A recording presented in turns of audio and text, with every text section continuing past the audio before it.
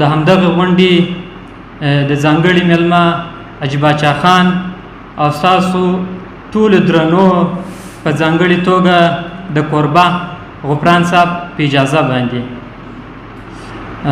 نن زموږ لپاره ډېره د خوښۍ او ویاړ ځای دی چې د سپین بولدک څخه دوه ملګري جلال احمد حکیمي او د همپال په ملتیا باندې د نن یوې سل کلیزې لمانځلو ته راغلي یو.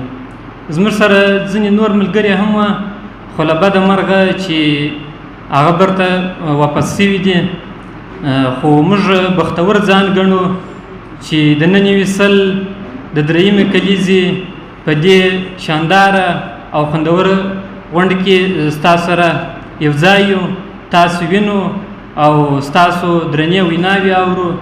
موږ خپله نن د خوښۍ احساس کوو.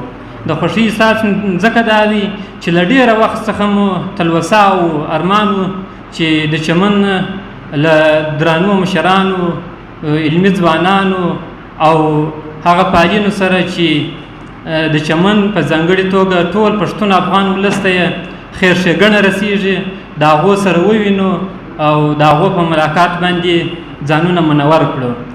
دا چې په واقعیت سره د نن یوې سل لپاره غفران صاحب بیخي ډېر څه کړي دي.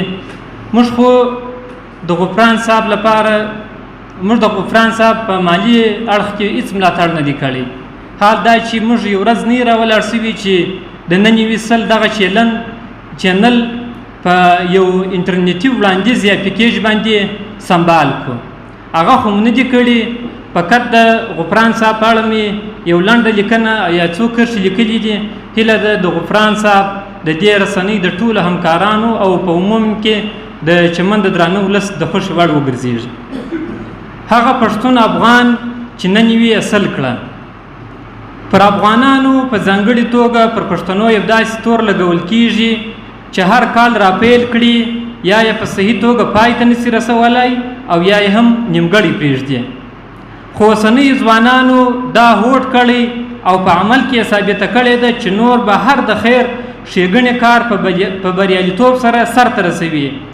له همدغه جمله پښتون افغان څخه یو هم سمیع الله غفران دی چې نن یې اصل کړه. غفران افغان د مقبوضه افغانستان په داسې سیمه کې پښتو ژبې او افغان کلتور ته کار او چوپړ کوي چې هلته عادي زده کړې لا په مورنۍ ژبه نه تدریسېږي او تر ټولنیزو سختیو لاندې بیا هم دا پیاوړي پښتون افغان د هر ډول خنډونو او ستونزو سره د عصر مطابق خپل فعالیتونه د ټولنیزې او خواله رسنیو پر مټ روان ساتلي او د خپل کام لپاره په دغه مهمو برخو لکه تعلیم، ادب، ورزش، کلتور، ساینس او تاریخ کې د یو سپېڅلي، آزاد او پر وطن مین خبریال په توګه دنده مخته وړي، پرته له دې چې کوم مادي امتیاز نه د دولت او نه هم د کومې ټولنې لخوا ورکول کېږي. موږ خو خپل د کام د دغسې خادمو وګړو لپاره نه کومه بدله لرو او نه کوم د ستاینې وړ الفاظ، خو په داسې سختو شرایطو کې داسې چوپړونو ته اوږه ورکول یوازې د سترو او اکاډمیکو شخصیتونو کار دی. د غفران افغان پر دغه پاڼه نن یوې سل د بېلابېلو ادیبانو، شاعرانو، لیکوالانو، ښوونکو، ولسي خلکو او نورو بېلابېلو مسلکو خاوندانو په زړه پورې مرکې او مطالب اورېدلی او لیدلی سي. ستر څښتن د الله جل جلاله دې زموږ دا هستې د اسمان ستوري په شان وځلوي. بریمن واوسې افغان وروره. یو شاعر وایي نیکان نیکان لویان لویان پیدا دي، نیکان نیکان لویان لویان پیدا دي، دا خو له اصله جنتیان پیدا دي.